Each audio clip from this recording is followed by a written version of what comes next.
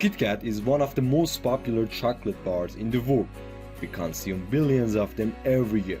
But have you ever wondered what the filling of Kit Kat chocolate is made of?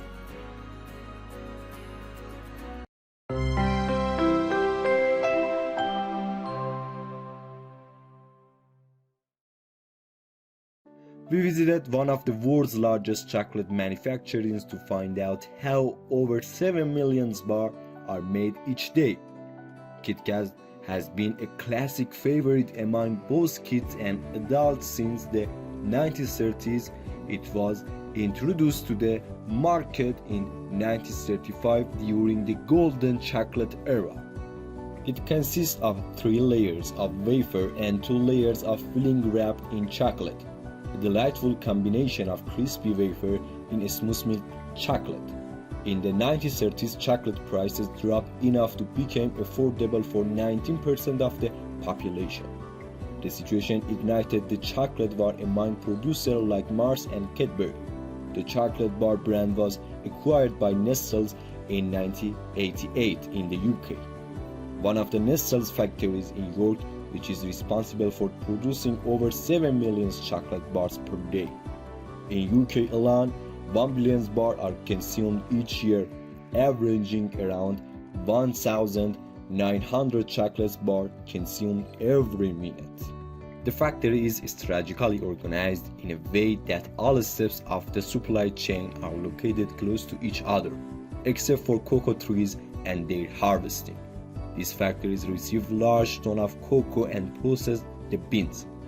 The chocolate factory where Kit Kat chocolate is made is directly connected to the wafer factory that creates the crispy interior of the bar, and the assembly factory where both the chocolate ingredients and wafer come together and are packaged, awaiting in a massive warehouse to be shipped. It all begins with the seeds of the cocoa tree. The cocoa beans mostly come from West Africa, where harvesting takes place in March. The cocoa beans are sun-dried for about 7 days and then shipped directly to the production site in York. Once the beans are in the factory, a 3-hour process begins, consisting of cleaning, which allows the beans to be separate from dirt, and husking, where a series of rollers crush the beans and release the cocoa seed. The transformation of the bitter beans into chocolate starts when they are thrown in the machine that vibration the beans to break the husk and expose the fatty interior of the seed. This is known as pulp and is the part of the beans that hold out the chocolate flavor. Once the beans are broken, the husk and pulp are separated on vibrating filters. The longer and lighter husk remain on the top of the filter and removed, while the smaller and heavier pulps fall down to bring out the flavor of the pulp. It is roasted in a giant roaster similar to the one used for coffee. The exact time and temperature of roasting are the best kept secret of chocolate manufacturers, because controlling these 2 variables means controlling the taste. The cocoa is sent off the ovens where pressure and heat will release to the chocolate treasure known as chocolate liquor. This chocolate liquor contains cocoa butter. After separating the cocoa butter and solids, the latter will be collected as cocoa powder that can be purchased in the supermarket. Cocoa butter is a fatty part mixed with cocoa powder, along with sugar, milk, and vegetable fats to create the chocolate we all love. Vegetable fats are used to reduce the cost of the product. The liquid is mixed with sugar and other ingredients inside a massive 1-ton mixer until it becomes sweet, thick, sandy chocolate paste. Once the ingredients are mixed, the process of perfection begins, as process called crunching, which grinds the chocolate particles, allowing them to become smaller and provide a better texture. The best chocolate will have longer crunching times to achieve the smooth and creamy texture of chocolate. The constant friction and heat generated between the mixer and the machine's pedals release even more flavor, will smoothing the chocolate. The longer the chocolate is mixed, the creamier, tastier, and more expensive the result. At the end of this process, liquid chocolate is formed. Heating will raise the chocolate's temperature to ensure that it melts and reduce it to around 27 degrees Celsius. This reduces crystallization formation in the chocolate.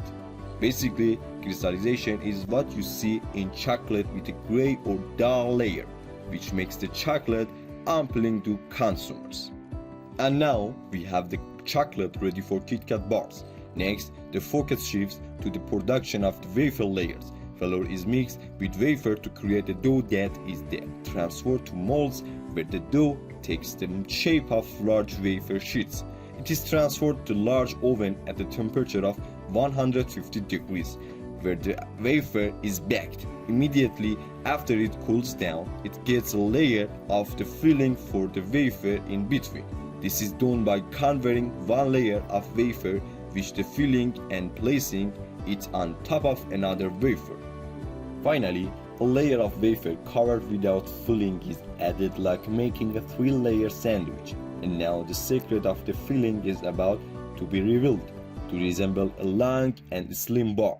The filling of KitKat wafer is made from cocoa liquor, sugar, and a small amount of crushed KitKat. Rejected KitKat bars are crushed into a paste which is then used to fill up wafer other KitKats. After 16 hours of mixing, this chocolate is ready to become chocolate bars. The machine fills 336 molds per minute, or over 200,000 chocolate bars per day. The chocolate is pumped into a mold to create the exterior of the KitKat. The wafers are deposited inside the mold and final layer of chocolate covered them. In a cool environment, the bar is separated from the molds. A quick path through the cooling tunnel hardens the chocolate.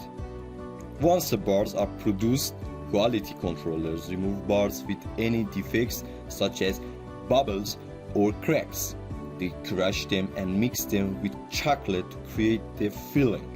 Packaging is carried out immediately afterward, where automatically controlled robots handle the process. The machine works swiftly, wrapping the chocolate bars.